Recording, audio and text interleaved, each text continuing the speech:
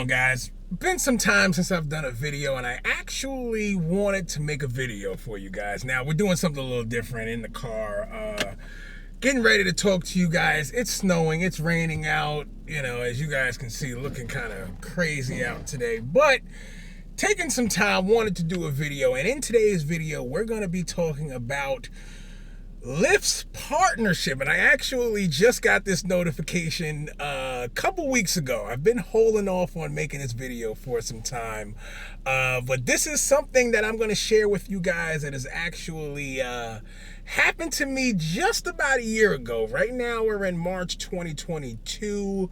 The story I'm going to share with you guys, and I really think Lyft partnered up with this company, is just so bad. Lyft, you guys have been going good. I got to give Lyft some credit, but this partnership that they have with Tower, TLC rental car, Tower Rentals, whatever you actually want to call them, is a disaster. And for you drivers out there watching this video, I'm going to let you know, never, ever, ever, ever, ever even set foot in a Tower office, let alone actually take a car from them. I believe it's a complete disaster.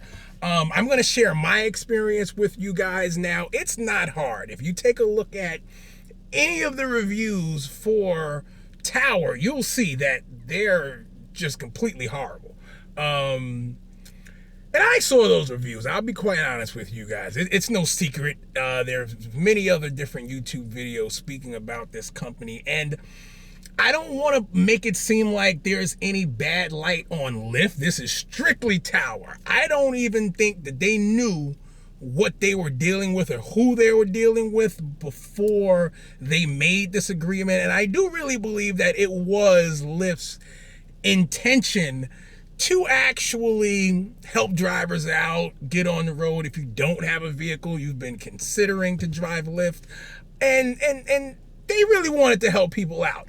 Unless you're actually a customer of a company, you'll actually, really never know. Considering in the car rental space outside of like Avis with Uber, if they're even still with Uber, it's not many companies you can actually go to and say, hey, I want to drive Uber or Lyft. Let me go out and get a car with you, and I'll put it on the road. I'll drive it. So it is one of the main options, and probably honestly one of the only options. And we're going to talk about how their main customer base is people who really don't have a choice or don't know that they have other options. Because and Lyft, my only thing with you guys, and I'm going to make this bold statement, you guys partnered up with a company that outright scams their customers, us, the drivers, and on top of scamming us, they will sign an agreement with a driver and not even honor that contract. And the story that I have when I was a customer with Tower is proof of that. Now, I want to put this disclaimer out there also. When I was a Tower customer, I did that on my own accord. There's even an old video here on this YouTube channel that I actually recommended them when I was first a newbie customer with them. I would never, I would tell you to run. I would tell you if they offered you a car for free, don't even take it. And it's crazy because the car that I'm sitting in now, and I'll let you guys see, we have the sunroof going, it's snowing, so there's no sun, but I have a way better car now, and this is a car that I actually own. I no longer rent to drive Uber or Lyft. No, I physically own this car. And I love it. Thank you, Tower. I love it. Thank you, Tower. Because if it wasn't for the horrible experience with them, I would never be sitting in an actual better car. If they actually gave me good service, I would probably still be driving Uber and Lyft in a Tower car. And like I said, I didn't go to them through Lyft. I went to them on my own accord. I've seen them for some time because I'm a Queens native. Going across the 59th Street Bridge, I always drive past Tower.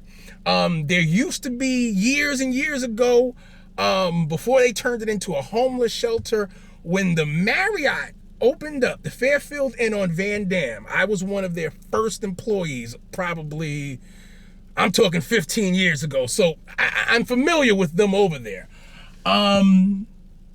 Just never had a need to do any business with them until I did Uber and Lyft. And it's a little bit deeper than that, because when I first started Lyft, I was actually,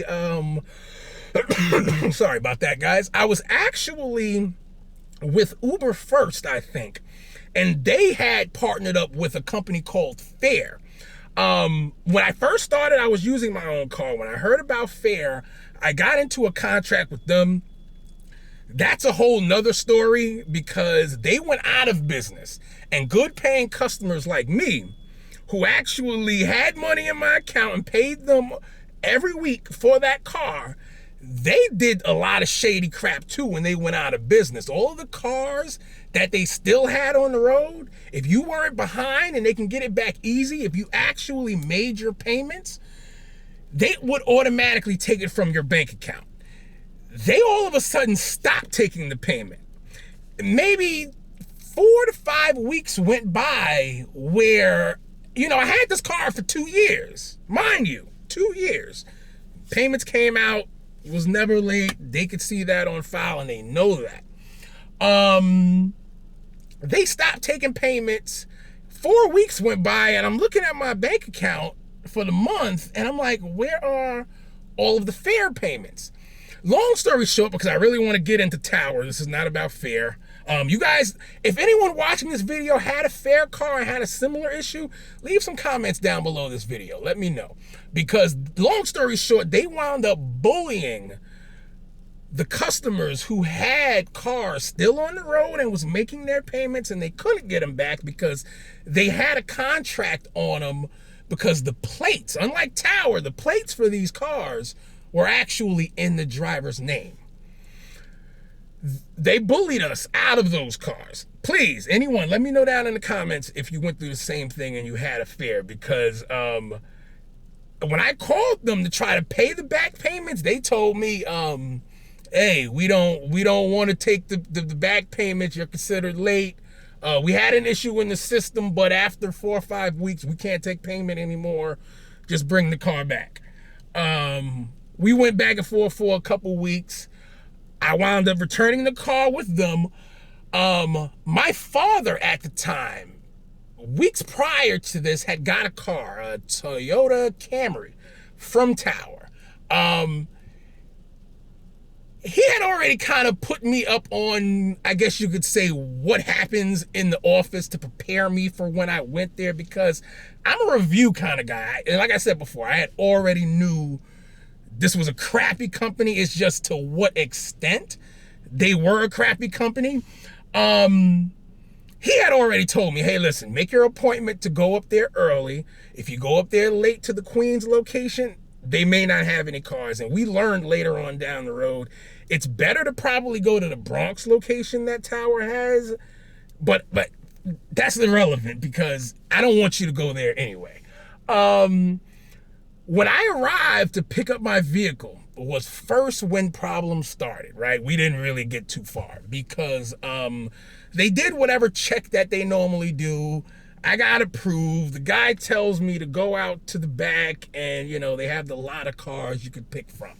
And I got to put this disclaimer in there. We weren't doing a TLC deal. I am in North Jersey, so it was no need for me to get a TLC car. Most of the business that they do are TLC rentals.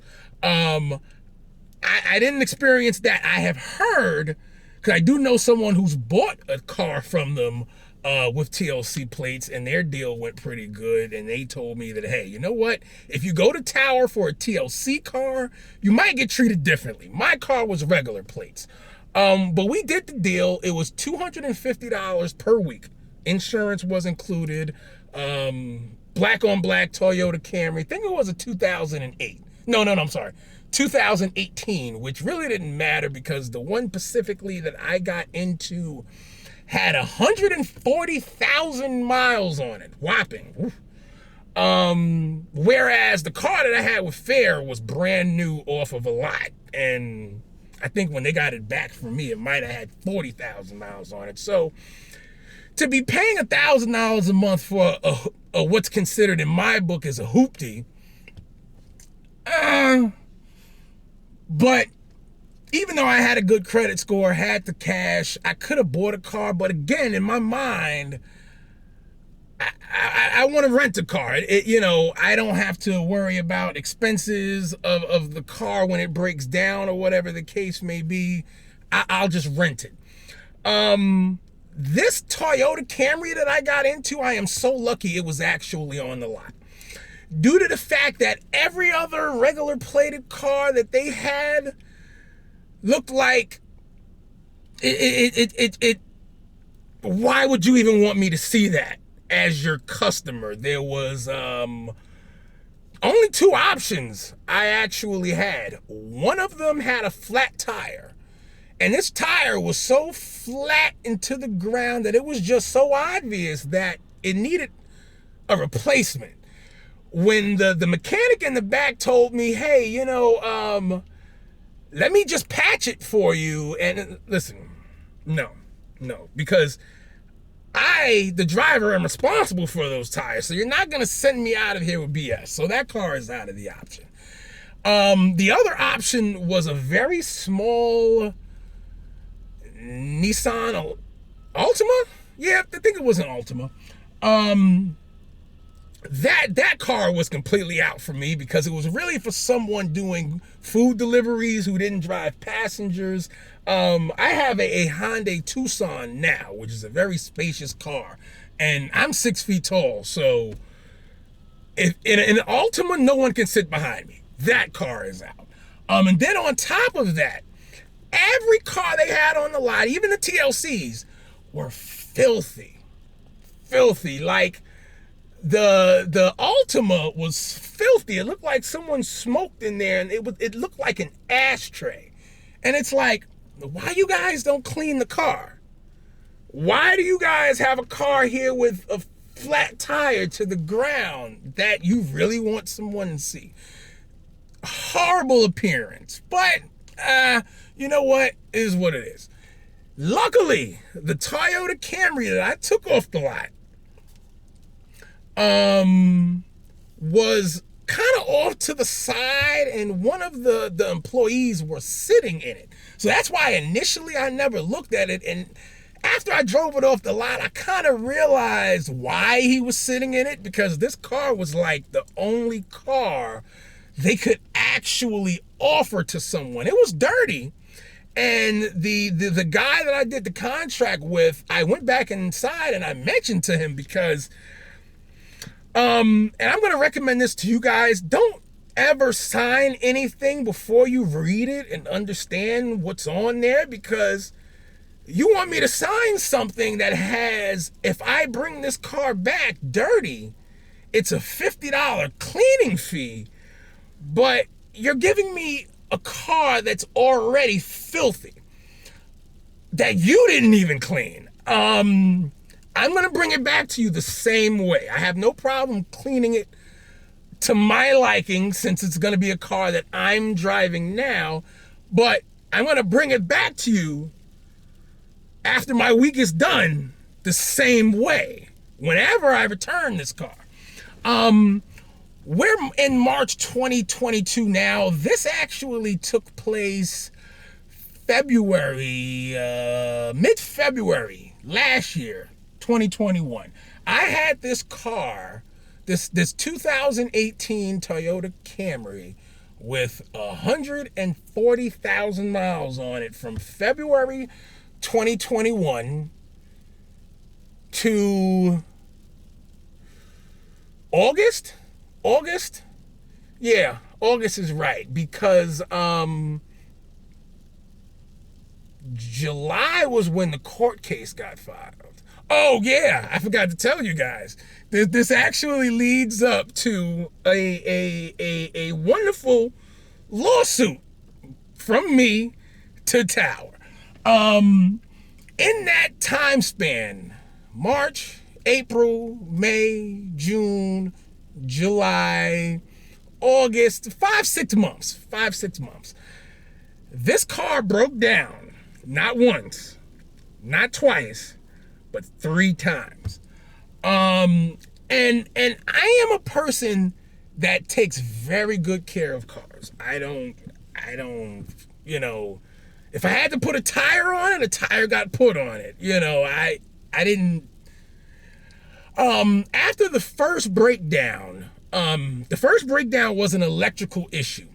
I called them on a weekday morning. They was able to get a tow truck out within 2 hours. Perfect. No problem. The tow truck driver had explained to me that, you know, hey, the cars sometimes have electrical issues, whatever the case may be. That's fine, no problem. They fixed the car within 24 to 48 hours, got it back on the road, no problem. All right, cool. Another electrical issue, they took the car back, fixed it within 24 to 48 hours, got it back, no problem. Now, in late June, I believe it was the last week of June of last year, 2021. I go out on a Sunday. It's a little bit late, maybe in the evening. I was going out to get on the road. The key fob, it doesn't work. The car isn't doing anything. I try to take the key out, put it in the car. I can't get into the car. I called. Now, on the paperwork that they give you, at least then, I'm pretty sure after my court case, well, we never actually got into court, but I did wind up having to file a lawsuit against Tower. We're getting to that. I should have mentioned that first. That's interesting. Well, we're getting to it.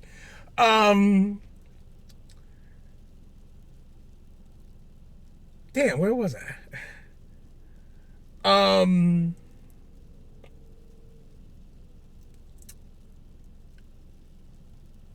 But anyway, nothing is working. On the paperwork, they tell you right by the phone number for roadside assistance. It says 24/7 roadside assistance, and this is the number. If you ever call this number when Tower is closed, not in regular business hours, Monday through Saturday, whatever it is, it will forward to someone's cell phone, and they won't answer. But when I called on this Sundays, a Dominican guy answered, and we spoke, and you know, he's like, hey, listen, it's possible that the battery in the key fob died. Try to change the battery, which, okay, fine, I'll go into Rite Aid and buy a battery for a couple bucks, no problem. Did that, it didn't work. He told me prior, hey, if it doesn't work, I can't get you a tow truck until morning. You know what, it's Sunday, I'll just enjoy my Sunday night, no problem. So when the key fob didn't work, still, after me changing the battery, I didn't call back. I just said, hey, you know what? I'll wait till Monday. Monday morning now comes around. Now, like I said, this is the last week of June. We're coming into 4th of July weekend. Monday rolls around. We're still in the last week of June. I call them, tell them what's going on. They say, hey, you know, we're a little bit busy right now, but We'll get you someone. The tow truck driver, he'll call you. Cool. No problem. I don't hear this is Monday morning. I don't hear anything from a tow truck driver or anything. 6-7 p.m. came around, and it's been all day, and I wondered to myself what was going on. But of course, now Tower's closed at this point. So I call back the 24/7 roadside assistance number, and no one answers. So it's odd to me that this car's now been sitting for 24 hours in non-working condition. So I start taking screenshots, and I don't know what made me start taking these screenshots of every time I called this roadside assistant. God came to me. And he said, it's not gonna, I can't explain it. But he came to me and he told me, hey, screenshot it. Screenshot your call. Screenshot it. So you have the date and the time. Because now, Tuesday morning rolls around. Call tower again. Hey, I've been waiting. I didn't get a call yesterday for a tow. I'm still waiting for a tow truck. Oh, I'll put it in right now. We were a little busy yesterday. All right, cool. This is a Tuesday morning. Tuesday around 2 p.m. I still didn't get a call. No call. 3 p.m. rolls around, still no call. I'm determined to catch them today before they leave, though. So at 4 o'clock, I call. I say, hey, I'm still waiting on a tow truck. We're pushing 48 hours. What's going on? So the lady is speaking to someone in the background. Oh, this guy says he's been waiting, all this time for a tow truck. And hey, we'll get someone to you. Which was something easy to say when you're out of the office in an hour, because we're Wednesday now. Wednesday, I'm livid. Wednesday morning, I'm livid. I call back, lady answers. I tell her the situation. She has the same puzzled kind of thing going on. Oh, you've been waiting that long? Listen. The only reason why I actually got a tow on Wednesday was because when she told me she was going to put it in and someone was going to call me, I said, hey, listen, if you guys close today, Wednesday, and this car's been broke down since Sunday, if you guys close today and I still don't have a tow truck here, I'm going to put the keys in the car, close the door, and leave it here. And I'm not going to call you guys back. Whenever you guys come get the car, it's up to you, but our business is done. I got a tow that day. He came about 3 hours later, probably around 1:30.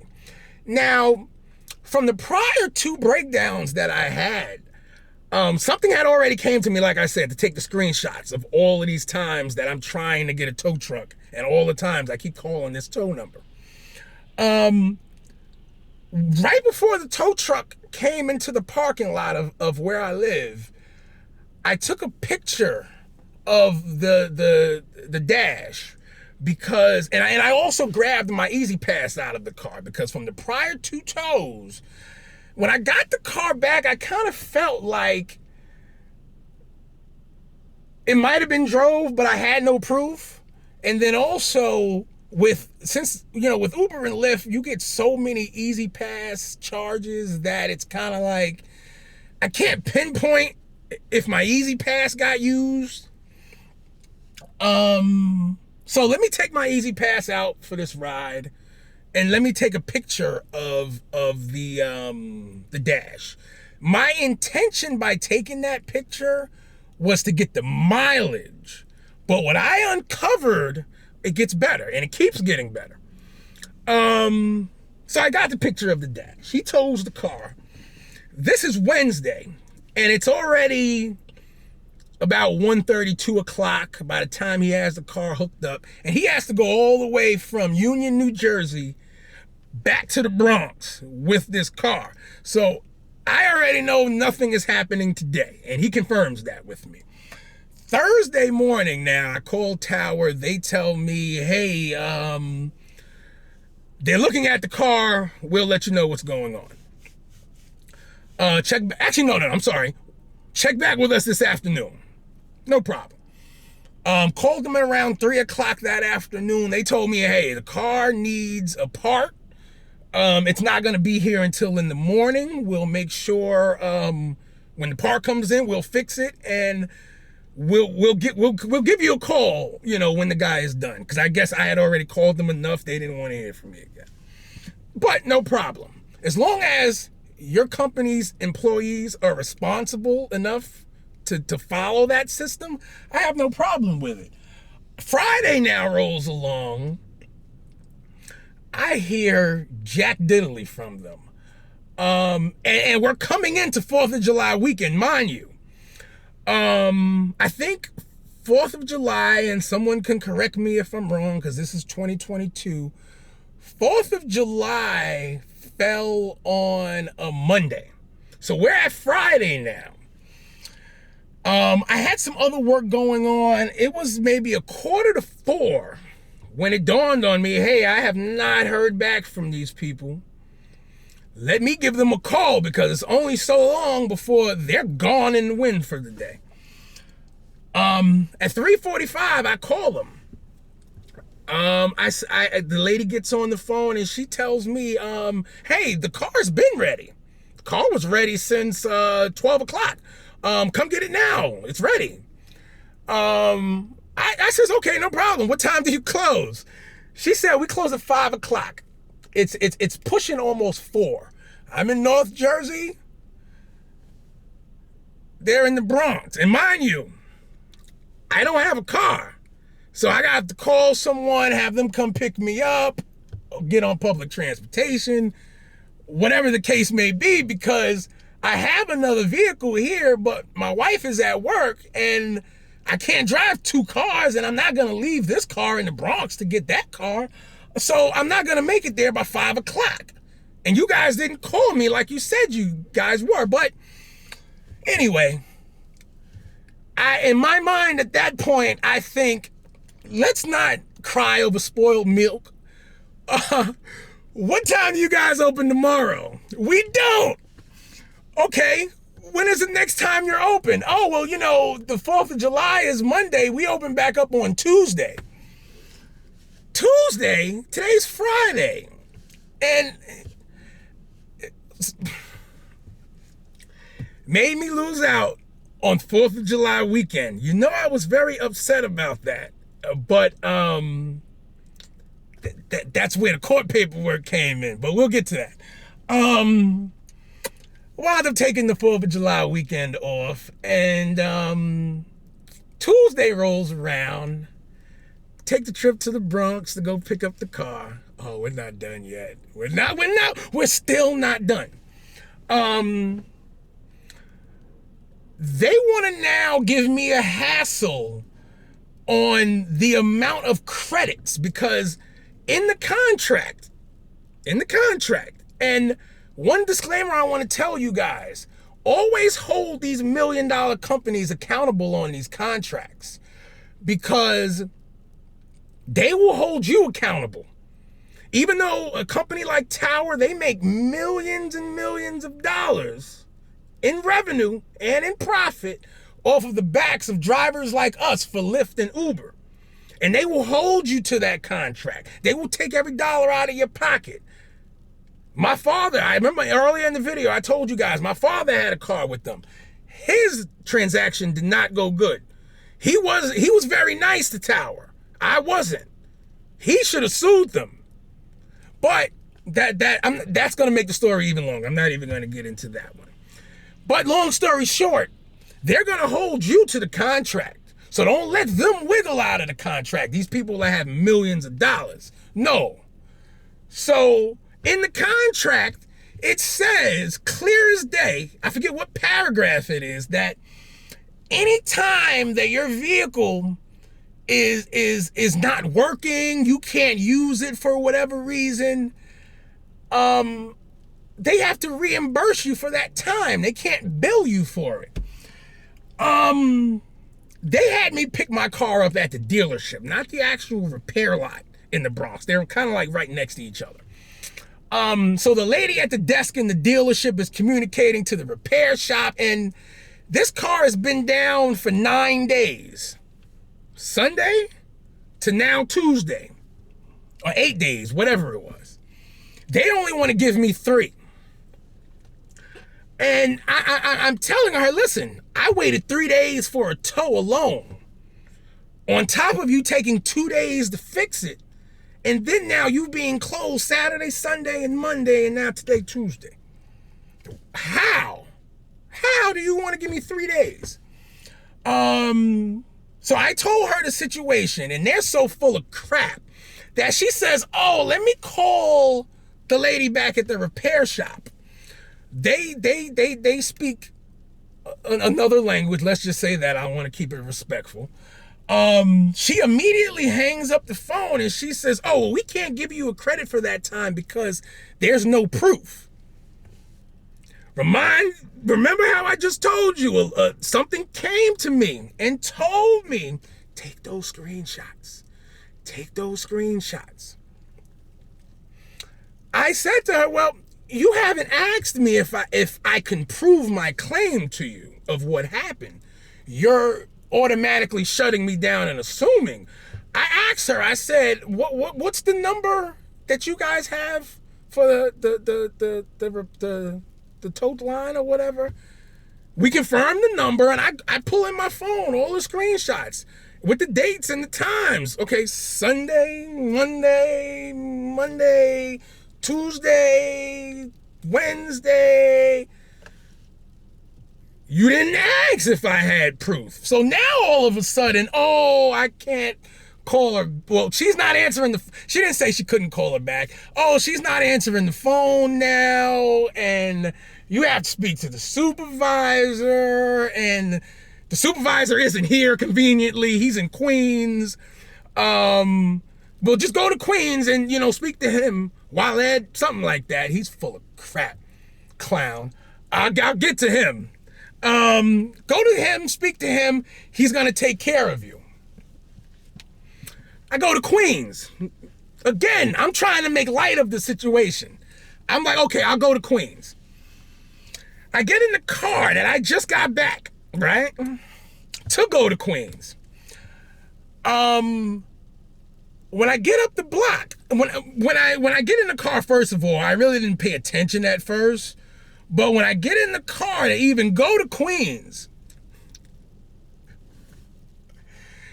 I get up the block and the car starts choking, and it's that familiar choke of this car doesn't have any gas in it.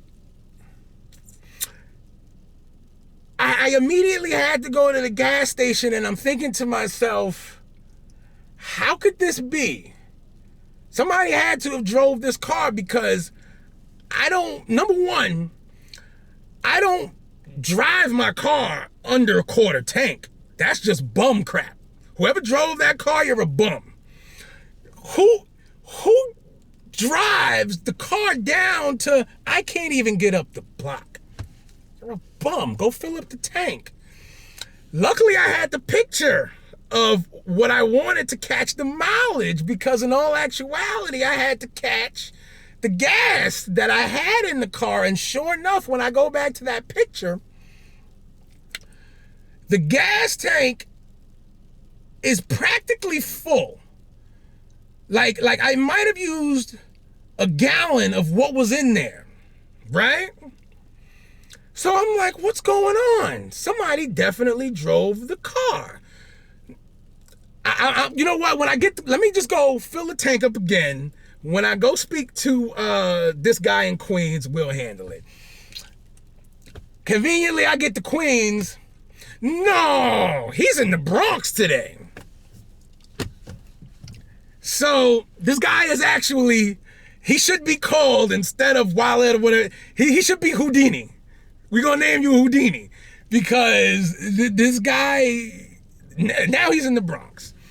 I went to the back of the Queens office, long story short, and a customer service representative typed him an email and said, hey, don't worry, he'll get in contact with you, this, that, and the other. Never heard from him. Never heard from him. So now we're like July 8th, and I would say 2 days later, the Easy Pass, well, I'm sorry, not the Easy Pass, no. The tower tolls start to run in. If you drive one of their cars and you don't have the Easy Pass and it goes on the plate, they charge you an extra $5 fee. Whatever lovely employee or a friend of an employee, whoever drove this tower car, right? They had a nice 4th of July weekend in the Poconos. Because by the tolls, we could see somebody going across the George Washington. They paid the toll on 80 going over the Delaware River Gap there Friday night and came back Monday. Had to be to work on Tuesday, right? Oh, and not to mention, he was a slob. And he must have did a whole bunch of drugs before he came back to work on Tuesday at the tower location, because he left his detox kit underneath the passenger seat, or maybe whoever they had in, I don't know. And listen, if we were talking about decent people, why didn't you just put your own Easy Pass in there for the ride? And why didn't you just fill up the gas tank? That way, you know what? It would have never been a complaint by me. It's not my car. If you want to borrow it, it's not my car. It is what it is. The only thing I can ask is, how are you going to burn a whole tank of gas, leave your detox kit, and then Tower as a company now, I never hear back from customer service manager. And you know what? If anyone wants to dispute this story, or anyone feels like I'm slandering this company, I have probably at least 10 to 20 emails in my Gmail of all of this. I forget about getting anyone on the phone. If you get someone on the phone, they're going to run you in loops. I called about these tolls. They ran me in loops, said that they had to email somebody else because someone else handles the tolls, and I've never heard back from them. I've emailed customer service time after time after time. Hey, I didn't have the car was in the shop. Please take these tolls off. Oh, no reply. I call again. Please take these tolls off. Oh, we don't have a date to prove that the car was in. What do you mean? It's July. Run around.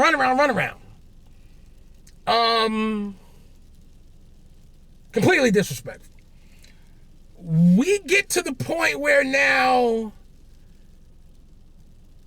I no longer want to deal with these people. I'm making other arrangements, hence the lovely Hyundai Sonata that I now own, because the level of disrespect, and they really think you're a sucker. When you walk in that tower door, they're like praying to God, please be another sucker, please be another sucker, please. Because the way that they treat you is this, as if like I have no brain in my head. How do you just want to make all of these screw ups, and now you don't even want to acknowledge it? You don't want to go by the contract, because one of the tower employees asked me, well, who said you could get a credit? I said, the contract. No one has. I can read. Why do you want to insult my intelligence as if I can't read? And I want to keep this video really respectful, because when you go to Tower, the mindset of their employees, and I really think the owners of that company, is if you're coming to us to rent this piece of crap anyway, you have no other choice. You have no other option.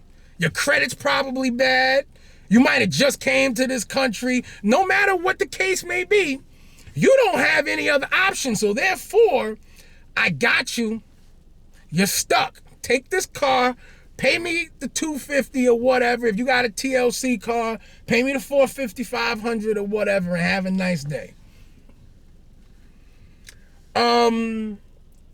Countless emails, countless phone calls, no solution. And what really got me upset is that every step along the way, I tried to work it out. I tried to be reasonable. Hey, I'm not asking for a lot. Come get the car. I'm not asking for a lot. Just don't drive it, use all the gas. Hey, you went through tolls, pay your tolls. It wasn't me, I'll pay mine. Not gonna pay yours. And again, this is a multi-million-dollar, y'all make millions. Why do you want to screw me? Pay for your employees' tolls and gas. Why you want to screw me? Long story short, nothing got done. There was a complaint filed by me to the Better Business Bureau. It wasn't until the Better Business Bureau got on top of them, people started talking, but the car was already returned by then. I returned the car about 2-3 weeks into, it was the beginning of August. I actually kept that car for maybe another 3 weeks. The salesman actually wanted to have a conversation with me about why I wanted to return the car when I went to go do the return, because you have to give them 48 hours notice.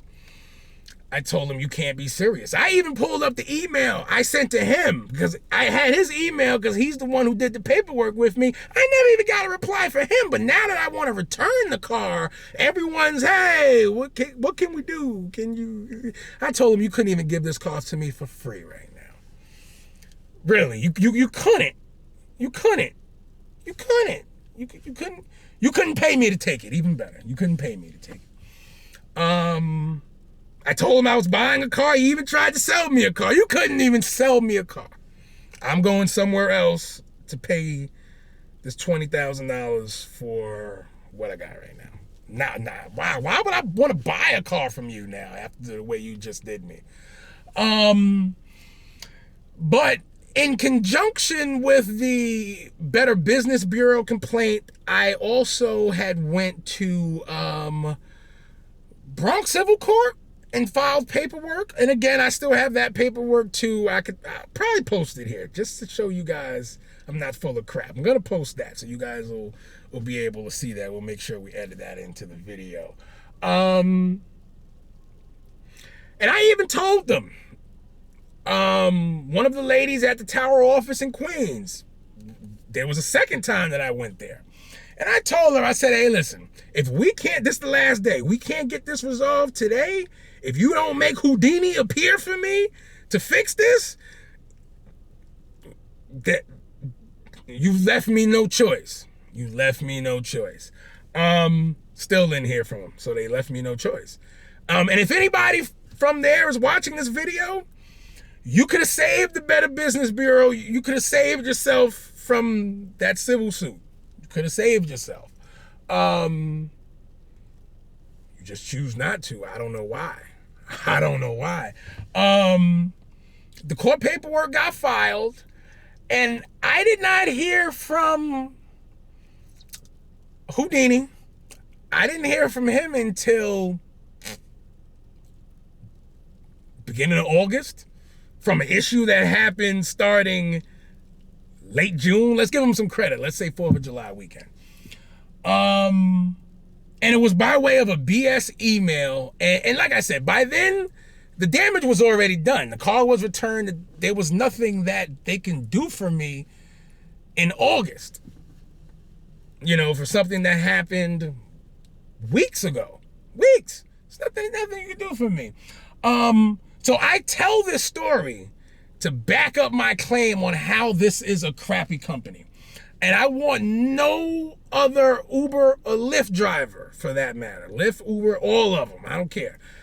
Even if you walk in there on your own free will, I don't want you to go through what I went through. And that's just my story. I'm sparing you on, you know, my father's story.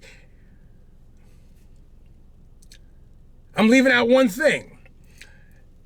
It was revealed to me a little bit later on that the reason why, because originally I thought it was the lawsuit that spooked them, and that's the reason that I heard from them.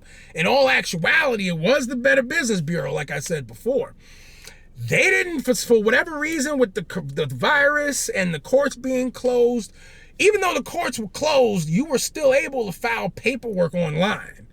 They didn't get it until September, I think, because now, to add even more insult to injury, there was a lady from Tower called me from an 845 number one day. That's how she caught me.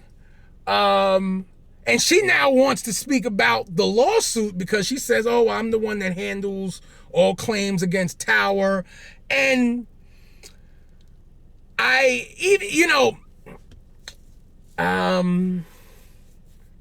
can I put this? Even though I had no obligation to have a conversation with her, I had a conversation with her. And the reason that was because when Houdini actually reached out to me in early August, there was some credits that he did put on there. They didn't really add up to what I was suing for, but again, I'm trying to actually be simple. I took the credits. There was some paperwork that the court sent me to that I had to reply to, or if I didn't reply to it, they were going to pull a court case. When they gave me those credits, after the car was already returned on the account and that went back to my car, I think it was like for 3 weeks. I think they gave me back $750 automatically invoiced. I was like, you know what? Listen, I believe the initial paperwork was for like $1,300. I said, listen, you know what?